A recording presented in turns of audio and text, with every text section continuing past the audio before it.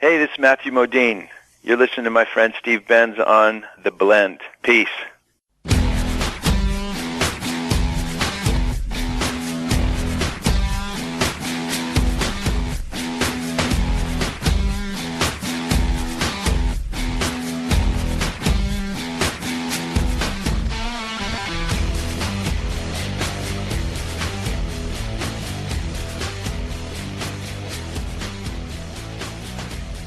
Welcome to the latest edition of The Blend. My name is Steve Benz.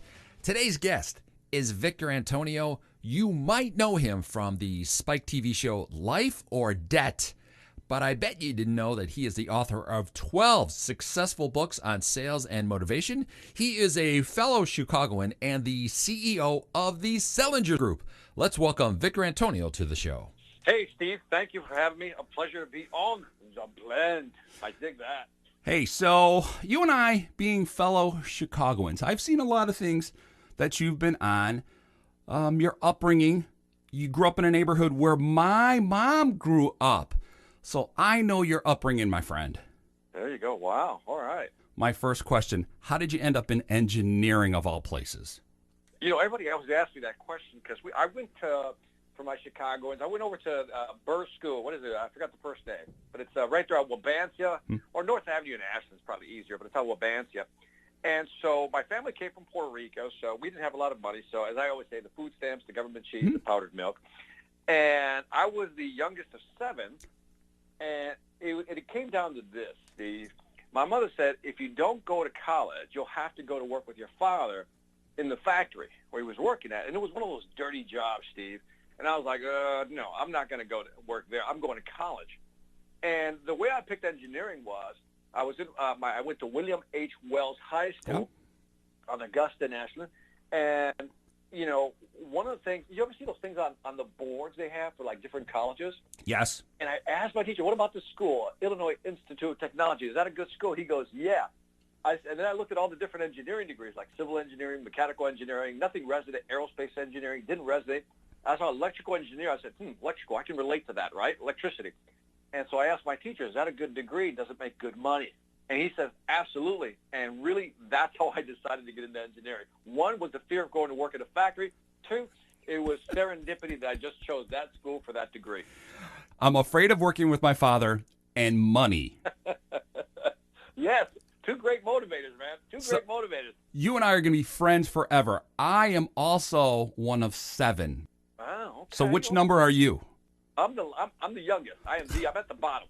I'm the last one that came out. So that means you got the real Rice Krispies, where me being number 4, I got the generic one. Oh man, sorry to hear that, man. I do remember the generics, by the way. The white box with the gray letters. Yes, with the 1 stripe, like it said 1 stripe. And then when you went to the checkout, I remember going with my mother, and she had all these like generic brands. And I don't know if I was embarrassed or what, but it was just, it was what it was. So, I think I got some of the fake Krispies also, man. The powdered milk, that was the killer. That's the one where all my brothers and sisters, we all go, wait a second, the powdered milk, that right there, that binds us forever. Yeah, man, that's it. So, being raised hard, in the long run, it's been very helpful, because when you come from that, Steve, it's like you're not afraid of life as much, right? Because you never had it in the first place. So even if you lost what you got, it isn't that bad. Because I don't know about you, but I didn't know I was poor. Right. Because there was always food on the table somehow, right? So I didn't know I was poor. I know that for sure because I know, let's see, I think Nikes first came out. All my rich friends had, although we moved out to the burbs, my dad got us out there. So they've got all the new shoes, and I've got the ones from SS Kresge on. What the hell? What is that? SS Kresge is the owner of Kmart. So that was the store that we had when I first started out. And they had no grips on the shoes. We talked about your slip-ons and those jellies and stuff. Are they the plastic bottom, Steve? Yeah. The plastic bottom ones? Yep.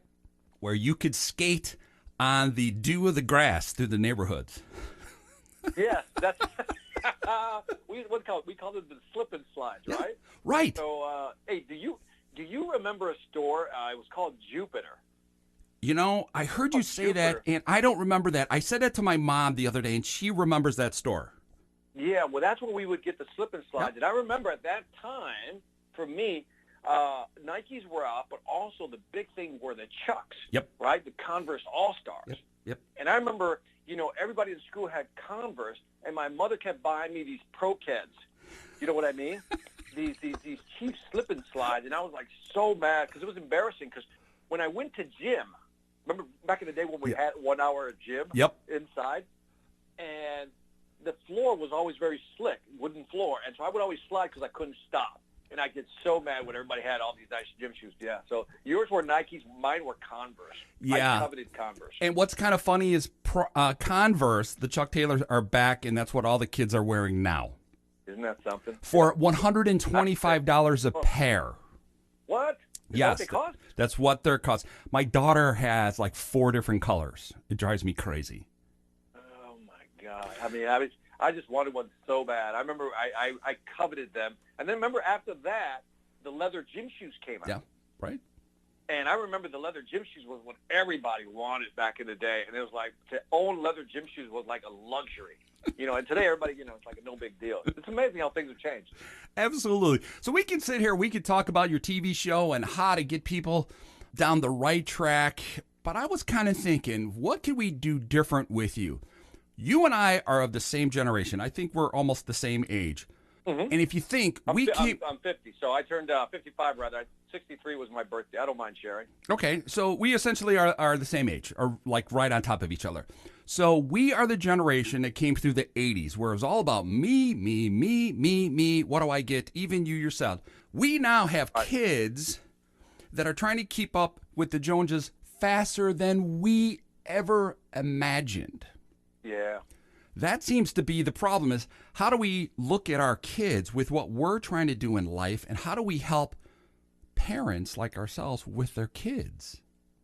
So it's a big question. So let's kind of dissect this one, because back in the day, I think life will be known in the future as pre-internet and post-internet, right? Yeah. In the pre-internet era, the only people you saw were people in your neighborhood, right? So that was kind of your sphere of influence, right? And everybody pretty much had whatever, let's say Chucks, whatever they had.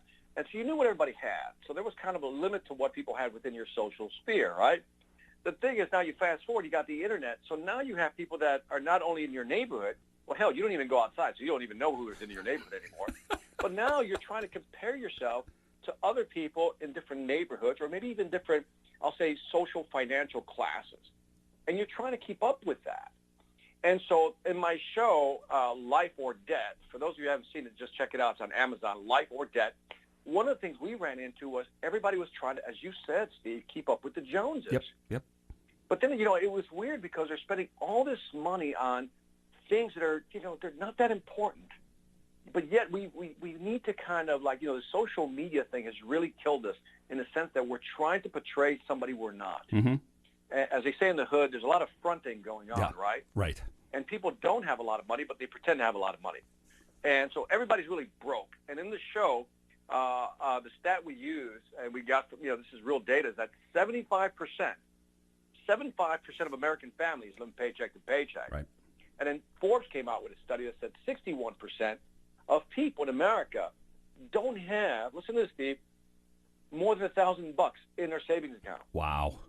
And it's, because, again, but their credit card bills are somewhere between $25,000 and $35,000. Uh-huh. So it's like everybody's credit card, they're social media rich, credit card poor. Right. That's what we're seeing today. That's what's changed. If you were to sit down with a millennial, how would you help them through your Life or Debt type program? Great question. Now, I have a positive view of millennials. I'm tired of people picking on millennials. Do you know what I mean? Yeah, I'm with you. They're the thumb generation because they're always on their phones, or they're playing gaming and stuff like that. I think millennials are actually smarter than we were when we were their age. And I think they're more aware, and I think they know more culturally what's going on because of the internet. So I think they're more aware. I think they're not as materialistic as our generation was. Mm-hmm. We grew up in the 80s, early 90s. For us, it was mostly influential in the 80s, right? We're watching Miami Vice and all these shows, and so it was really about, style, fashion, clothes, and all that. When I look at millennials today, I don't know. I maybe I'm running into a different group. but I'm running into a lot of minimalists. Mm-hmm. You know, these are people who are not spending a lot of money on expensive cars because they don't want to be a slave to the system, right? I'd agree with you. I think where people get in trouble, and this is one of the things we discovered on the show, Steve, was that when I asked people, I said, you know, how'd you get in debt? Spending, of course. Mm-hmm. But here's what happened, Steve. Here's the subtlety. It was because of the education system. Our educational system is driving a lot of people into bankruptcy. Now, let me tie the two together because it's really fascinating. A lot of families, remember back in the day where your mother or your father worked, not both parents had to work, right? Yep, very true. In our family, just my father worked. So what happens is a lot of families, progressing a little bit, want to get out of the hood. Mm. In order to get out of the hood, now two people have to go to work. Right. Have a dual income family, right? And so they move out into, let's say, the suburbs, like maybe your parents did. They moved out to the suburbs, right? Yep. Because they wanted you in better school. Right. But then the job market tanks. Your mother or your father loses his job, and now, boom, you're on the bubble. Now, back in the day, if you couldn't afford it, you just couldn't afford it, right? The bank wasn't going to give you a line of credit. But today, we have credit cards. So people try to stay in the suburbs, so to speak, with credit cards, and that's where it starts building. So one of the biggest keys that we saw was that the educational system was driving people into more expensive neighborhoods, Okay. putting people more at risk Right. of spending too much money, more than they could afford. Yeah, the housing market alone, if you saw some of the houses, if you went out to the western suburbs, if you've been back in Chicago anytime in our Southwest, they're like monstrous houses with two people in it. Oh, yeah. I don't get it. Yeah, yeah. One of the interns just walked by, and she just asked me, what is the hood? Right there. That's not part of our demo. She did not ask that question. She Yeah, did not ask on a that piece of question. paper, she's like, hood, what is the hood? That tells you the difference between us and them, and how do we bridge that? They only hear of the hood. They only saw it on maybe 90210. So, I mean, that's kind of a word that, you know, it should be like cross-generational, right? Right. It's a hood, man. It's they're like a neighborhood. yeah, the hood is like the east Back side in of the my day- suburbs. So that's the hood, the east side of my Yeah. suburbs. That's it. It's like, oh my God, they didn't go to the right middle school. Yeah, I guess the word hood just has the connotation that it's a poor neighborhood. Right. So instead of saying poor neighborhood, we've truncated that to the hood. How's that? You know, That's how we'll explain to millennials. and then I could throw something for the millennials to understand, and the kids walking by. That's just Avi. Like obvious. Yeah. So. See, I get that one. That's obvious. But for millennials today, I think, don't get into debt. I mean, it's that simple. Yep. But I think, again, I really believe that millennials, I look at my kids. I have two kids who are millennials, and they're less materialistic. And I would say maybe just even a tad less driven than I was. But I had some real need, urgency Sure. to drive myself because we were poor. We were broke. They were raised, and I think you asked a question about, what do we do as parents? It's tough, isn't it, Steve? Yeah. Because we're doing better than our parents did, right? Yes. And and better than what we did. And so the question is, where's the line? How much do you help your kids, and how much do you just push them out of the nest and let them do it themselves? I mean, do you find yourself asking that question sometimes? Where's that line? Oh, absolutely. And the one thing that I learned with the schooling that I had was to be an entrepreneur. You got to do it on your own, especially in the industry that I am. I've been fired so many times because the station got sold. That's where my kids are. They understand they don't want to work for the man and corporate world like my parents did and other parents did. They want to do it on their own. And that's what they got from me. I love it. By the way, and I think that right there is so valuable, Steve. My kids got the same thing because when we came up, it was go to school, get the education, get the job, Yep. right? Yep. Nobody said go to school, get some education, start your own business. Yep. And I think that's why I think millennials are getting it. Millennials don't like cubicle as much. I mean, when you look at some of these work environments, like Google's created or some of these other, I'll guess, very edgy companies, it's a more relaxed environment. Sure. Nobody wants to be in cubicles anymore. The school system was based on, the Industrial Revolution, right? That's how we learn. Put these people in roles, teach them certain things, very standard, very process-oriented. Where today, millennials are very creative. They don't like to be managed by the clock from 9 to 5. They like to work when they want to work. Yep. So I think these are positive trends that millennials have brought, to the working environment. And I think more millennials today are more entrepreneur-oriented than our generation was. Would you agree with that or not? I would absolutely agree with that. I would say management has a hard time dealing with the millennials because they're used to the 9 to 5. They're used to showing up in a shirt and tie for their 8:30 meeting and leaving at 5 o'clock. And that's not what this new existing work generation, that's not what they're going to do. That's not what I did. No, and we're getting used to that because, again, if you're a manager and you're in your 50s, that's how, as you pointed out, that's how we were raised, right? Yep. Punch in, 9 to 5, whatever it may be, right? And they don't work that way. And as soon as you get it, that they don't work that way, and the biggest reason they don't work that way is because we have the internet, now you can do things remotely, that we have to learn to manage by results. And I think that's the biggest shift I think we as the older generation have to make when working with millennials. I'm not going to manage your day-to-day activity. I really don't care. And I tell my 2 kids that I don't care what you do. These are the things I need done. So you can take the whole day off, go to the beach. I don't care. But when I open the door in the morning, that thing has to be done. That's what I want. So I don't care how you do it, just get that done. And they love to be managed by results.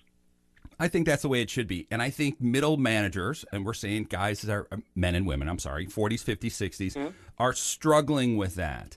Now, with the different companies that I work with, obviously, being on air, I got to do all their stuff. I sit in companies, and perhaps you can help me with this, and all I hear is people complaining, they got ahead because of this. They like me more because of this. So what advice would you give to that group that doesn't see their own value? There's so much favoritism going on in the corporate world, let's face it. How do you help them? I think, well, the first thing is to admit what you just said. There's favoritism. Yep. Am I right? Yep, there is.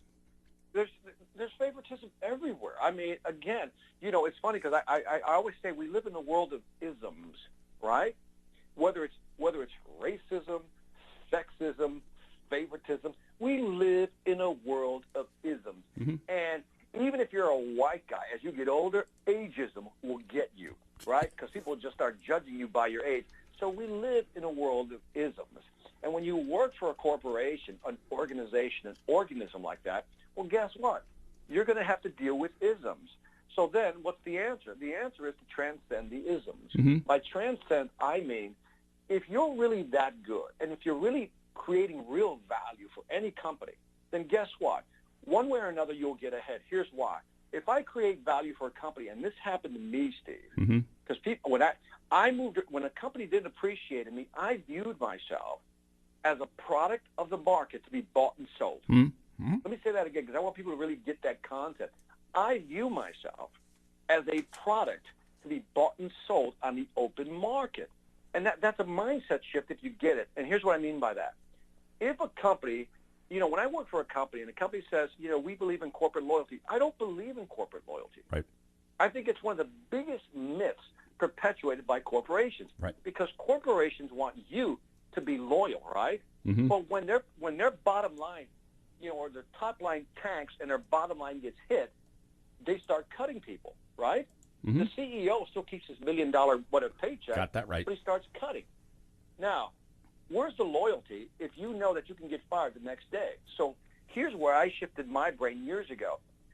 I work for a company, and here's the social contract, if I can borrow that from the philosopher Rousseau. The social contract is this. I will give you 40 hours of my time. And at the end of the week, so to speak, you will give me a paycheck for those 40 hours. As soon as you give me that paycheck, our contract is immediately canceled for that week. Right. In other words, value for value, that's it. Right. The trade has been made, right? A trade of time for money has been made.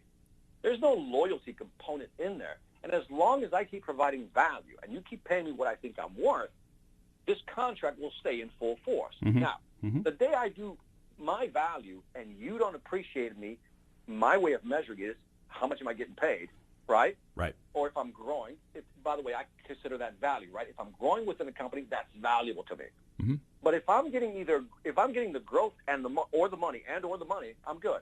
But as soon as any of those two stop, I will now take my product self back into the market and sell myself to somebody else. See, that's what I thought the 80s were all about. I'm for sale. who's going to pay me the most, and I jump from place to place. Yeah, I did the same thing. People would tell me, Steve. I remember people telling me, Steve, you shouldn't do that, Victor. You should build your resume. But I'm like, why should I stay for 3 years in a company when I'm unhappy after the first 6 months? Yeah, I agree. And now it's very standard. People do that. And I think if you're listening to this and you're not happy with your job, you got one of two choices. It's very simple. Either work within the company and try to change management's mind on how they should treat you, or just leave. See, I think trying to change management is never going to happen. I'd say just deal with what you have go on. I agree with you. Go to work, put your head down, stay out of trouble, which when I was younger, I had a hard time doing that because I was egocentric at the time. But after that, I'd take my paycheck and go, hey, I'm for sale. Now, in my line is a little bit different than yours, where they could tie my name up for a couple of months if I left or whatever. But that's fine. That's why I syndicate my own show now. I own it. This is me. Take it or leave it. If you don't want it, that's okay. I always find somebody else. Much like you.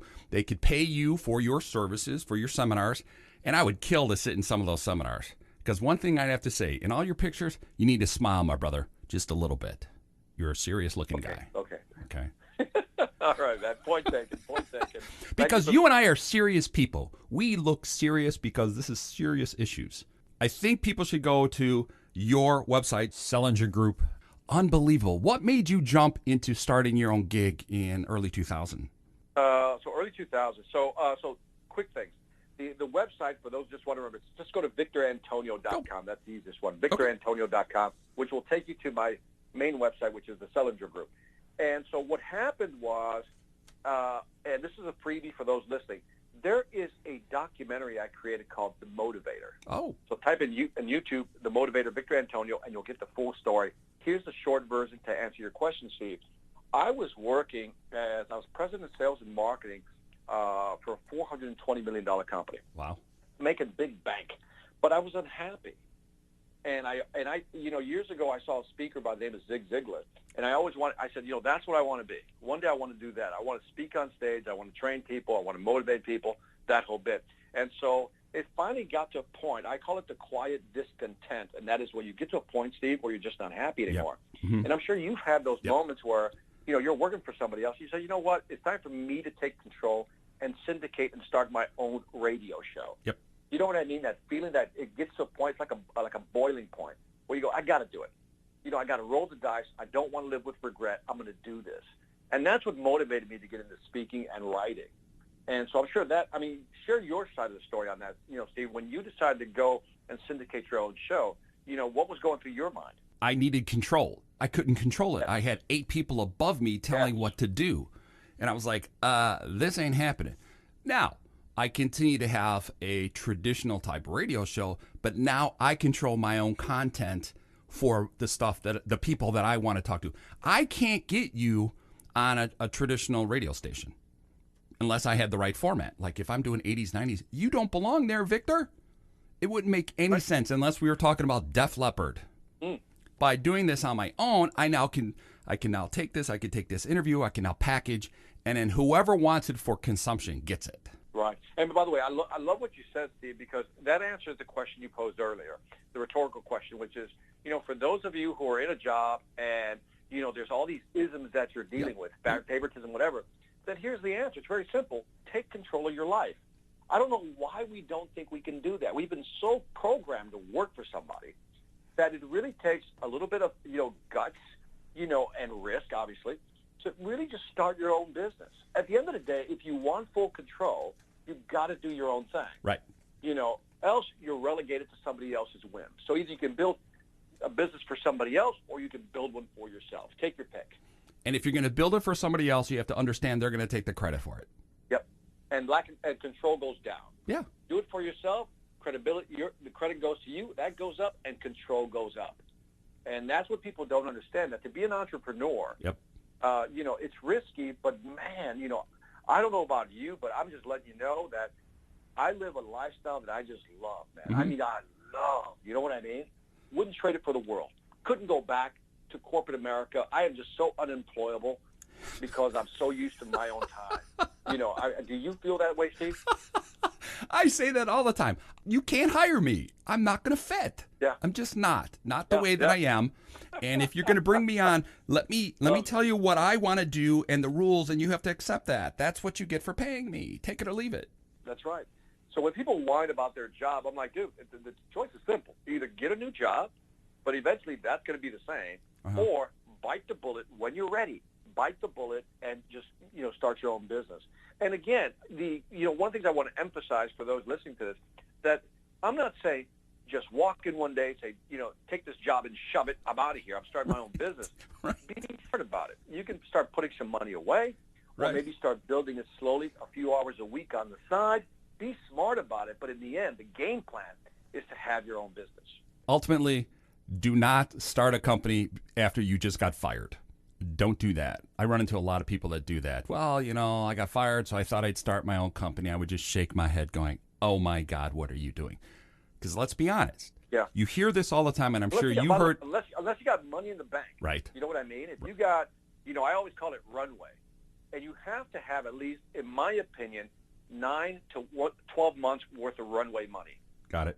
You know what I mean? That you can pay bills and build, but also you got to have runway money to pay the bills, but you're going to have to invest money in the company to build it, and you don't want to go into debt doing that. So you're going to have runway money, and you're also going to have an investment money. That's important. Now, the old saying that they gave to all of us, even back in the 80s now, is always do what you love. Now, I like to preface this to everybody that's listening, and I'm sure you'll get it. Although you're doing something that you really love, it is still hard work. You still have to put the time in and the discipline to do what it is that you love. Because let's face it, it is not, I cannot imagine that your job, what you do, it's every day, every hour is just a bowl of cherries and you're having a great time doing it. Absolutely not. Absolutely not. But, it's the 80-20 rule, the Pareto principle, right? 80% of the time, love this thing. 20% of the time, I'm pulling my hair out even though I'm bald, right? And, one of the things I also, if I could just add to that statement, I want you to do something you love, right? That's great. Because, that whole saying, you'll never work a day in your life if you're doing something you love. Well, first of all, that's a big lie because you always got to do some work, right? But here's the reality, Steve, and I think I want to check people with this. And that is, it's great to do what you love, but it's more important to understand that whatever value or product, service you bring to the market, you should love what it does for them, for your customers. So, for example, I do a lot of sales training, love sales training. But what I love even more, Steve, is what it does for my customers because they're selling more, right? They're making more money. That company employs a lot of people. Those people have families. So when I help a company sell, I love the fact that they're making more money because I know that they can employ more people and keep more families fed. Now, when you do the sales training, which we'll talk about now, do you get a sense that you need to train the management as well, other than their staff?